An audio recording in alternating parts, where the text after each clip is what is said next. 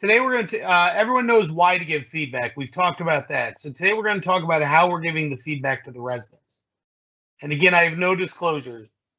And our objectives for this is to go over both on the mobile, or on the desktop app and the mobile app, how to do the evaluations for the residents.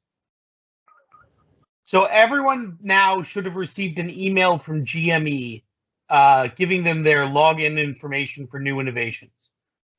So if anyone hasn't, please let me know, and I'll figure out why they haven't done it yet. But you're going to get an email that gives you your login, and then you're going to set your password. And when you go to New Innovations login, on your browser of choice, this is the screen you're going to see. The institution is Broward. You'll use your username, your password, and you'll log in. And then you're going to open up to this screen. And what I want you to focus on is what's in the upper left-hand corner, right under EM Emergency Medicine. And that's this box, the evaluations. So the drop-down box there is to create an evaluation. That create an evaluation is the shift card. So all the residents are listed under that create an evaluation. So I did one for Dr. Aziz, and this is what the shift card looks like. And we're going to focus in more on those 3 questions, which is this page. And all the questions have yes, no, not observed, and comments.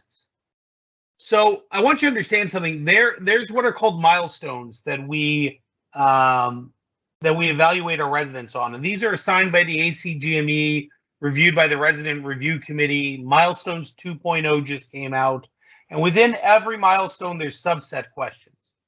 All of these questions come from those. So you're going to look at it, for example, of describes basic health care. Number 3. Describes basic health payment systems, including, e.g., government, private, public, uninsured practice models.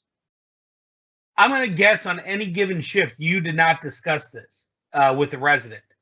But this is something they need to know. So maybe this is a trigger that next time you work with the resident or while you're doing the evaluation, this may be a good time to remember to teach some of these things, or to keep it in the back of your mind when you're doing it later. So it's okay that these are not observed, and those are the answers I want for these. Consider using them as triggers to teach in the future, but if you did not observe it, it's okay. And just with the randomization, it's potential that you could get a shift card with 6 questions and nothing's observed. At the very bottom of the screen is going to be a comment section. Make a comment about that shift that was memorable, and it doesn't have to be long. The resident I worked with the other day, we ended our shift discussing the importance of speeding up the note-taking process and maybe seeing an extra patient, because that resident's been stuck in a rut with a certain number of patients an hour, or patients a shift. And I've worked with them a few times, so I know I have a belief of what they are capable of, but they're staying stagnant in what they're doing. So I listed that in the bottom, that this was something we discussed, the date we discussed it, and our plans on seeing this in the future. And that's something that I'll address the next time I work with that resident, even if it's not one of my 6 questions, just to be able to let the CCC, or the Core Competency Committee, know of what's going on during our rotations and during our shifts.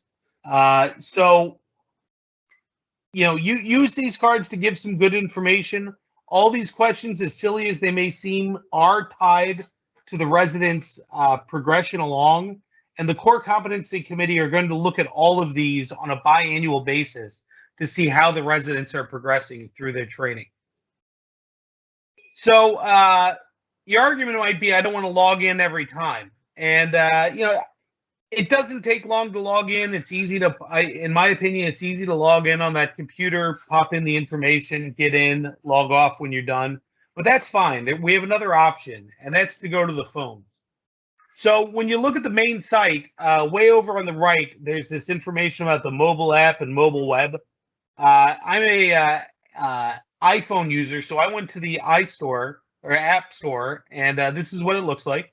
And you can go ahead and download your new innovations. And once you log on the first time, you're logged in. It's not going to log you out of your phone. And this is the screen you see, and it's very simple. QR scanner, and that's important for if you attend any of our didactics to log in for credit. Direct observations, if you have any at any time, and you just want to give a random direct observation. But what we're focusing on today are these evaluations.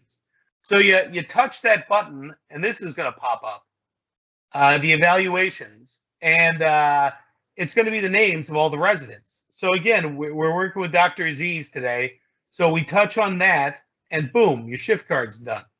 And you're going to have your questions, and we're going to focus in on those questions. And same thing, yes, no, not observed, and opportunity to make comments. You can dictate on your phone directly into this. I should have mentioned if you do it on the desktop at work, you can use your dictaphone to dictate in any comments you have. For him at the very end, we treated hyperkalemia in a crashing patient, and then we had a great discussion in teaching afterwards. That was my overall comment for the day. Submitted it, done. It really, even with comments, this should take less than 60 seconds to do. Personally, I like doing it with the resident at the end of shift. Sit down, go over them with them, give them that direct feedback. If you're not comfortable with that yet, that's fine. You can do it afterwards. But anything that you're putting in here, you should be able to say to the resident as well. In addition, if there are any concerns, if you're worried about the resident's progression, if any of them are raising some red flags to you, I still need you to fill out the shift cards, but don't hesitate to reach out to myself or any of the other faculty. Let us know your concerns so that we can address them sooner rather than later.